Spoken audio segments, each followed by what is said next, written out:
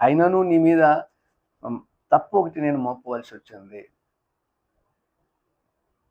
ఈరోజు సేవకులు సైతం దేవునికి అవమానకరంగా, అందుకే దేవుడు అంటాడు ఒక మాట సమయంలో, నా వారే నన్ను అపహాస్యం చేస్తున్నారు, నా పిల్లలే నన్ను. అందుకే యేసుక్రీస్తుని ఎవరు సిలువ వేశారు?